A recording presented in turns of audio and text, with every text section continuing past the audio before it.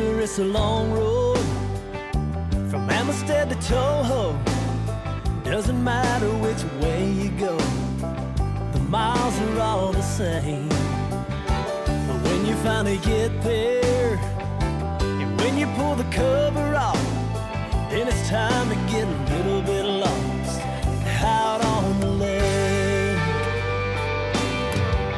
Gonna back this boat into the water, find a way to win a couple dollars. Weatherman says there's a cold front coming down. Bring it on, I've seen it all by now. I can catch them shallow, I can catch them deep. Open water or the back of the creek. Hi, Steve Von Brand here for the Bass College. I've got a 35-mile-an-hour wind going here. 41 degrees. I'll tell you, boy, they're really inactive. I went off the deep water. I threw chatterbaits. I threw tiny little finesse baits down deep. Worked them real slow off the docks. I pitched the jigs into the laydowns. Worked them through each limb. I tried spinner baits up against the wind-blown shore in the bulkheads. Nothing. I saw the sun's heating up these shallows. I checked the water temperature. It was a little bit warmer back in the shallows now that it's 10:30. I've been here for 3 hours, so I said, man, that's got to be warming up.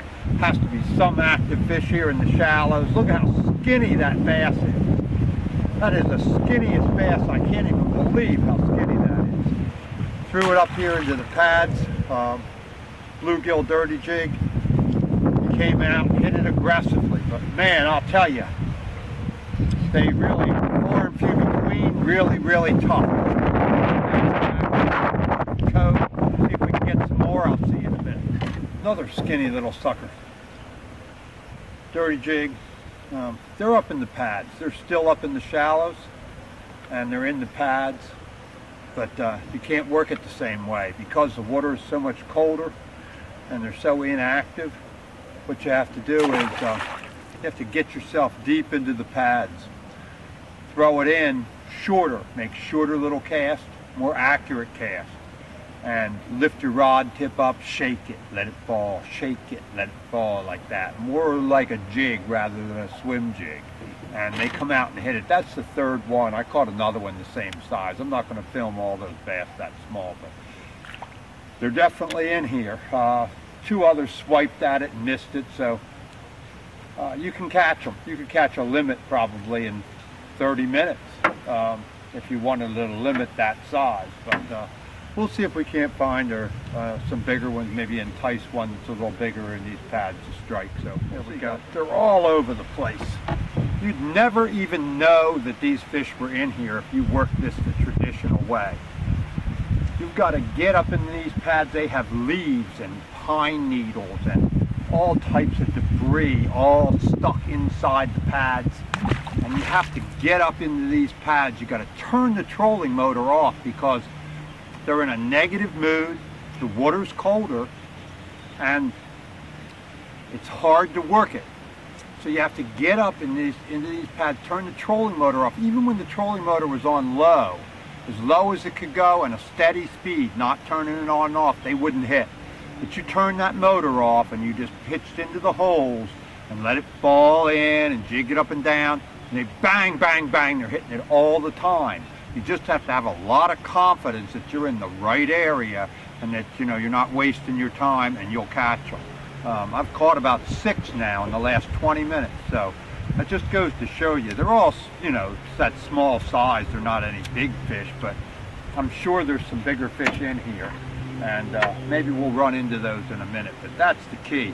You got to use a good stiff rod too. I'm using a St. Croix Legend Tournament Series in a medium heavy, but I like even this heavy action. I use I've got this other one rigged also, the St. Croix Legend Elite, in a heavy action with the other jig, and I'm going to flip that when I get into these even heavier pads. Got to really be able to muscle them out. I've got that 65-pound test Sunline FX2 braid on, fantastic braid.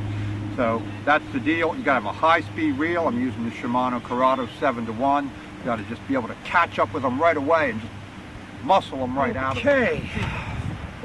Boy, I'll tell you, what I'm doing, it is so tough. probably the hardest hardest way to fish that I could imagine. It's fun. You can almost see them. You'll see the pads kind of move a little bit. You'll see like sometimes a little swirl or like some minnows on the surface, and there they are. They're all skinny though. They're feeding up, but boy, these are skinny fish. Not like the other ones we were catching, huh? But man, it's tough. You really got to make these like precise presentations, and you really got to be on point. They hit really close to the boat. They hit fast, run at you in these heavy pads in shallow water. You got to really whack them and get them out of there. You got to really be quick. You can't, you know, be complacent and just look around and man, you're going to miss them. I bet you could catch 25 or 30 bass in here today. Fortunately, I've gotten into this cove where they are, and I'm out of the wind. I've got like a 30, 35 mile an hour wind going out there on the main lake. But I'm going to keep working this and see if we can't just find a little bigger one. A lot of active bass in here if you do it right. But boy, I'll tell you, you could come in here and throw that swim jig like you normally do, work it the normal way, you'd think there wasn't a bass in this cove. See what I mean? A couple minutes later, wham, ripped him out right from underneath my feet. Oh, this size, tournament fish. Some are a little bit better. Probably would have had a 13, 14 pound limit though after you called out. But boy, it would have been tough if you didn't know what to do in here. You couldn't just swim the jig. It's a really specific technique what I'm doing. I'd have to actually really get the camera down there in the water and show it to you and duplicate it. It's very, very hard to describe what you have to do to make these fish hit. Really, really interesting though once you figure it out.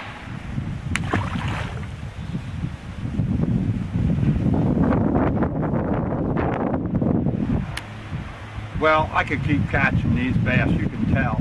But I'm going to get on out of here. I don't want to beat them up anymore because I'm going to bring one of the members here, Alan Rosenberger, our pro staff here on Sunday. So I don't want to beat them up anymore. I'm going to get out of here now, leave them alone for a day. And then hopefully when we come back here in 48 hours, he'll be able to catch these. I'll be able to show him how to do it. We'll get some good video for you guys. And I'll be able to film a little bit better and show you the techniques a little bit more when I have somebody else here with me. So until next time, Steve Von Bram for the Bass College, down here killing them in lower down jigs, dirty jigs, and I'll see you next time. Miles are all the same, but when you finally get there, and when you pull the cover off, then it's time to get a little bit lost.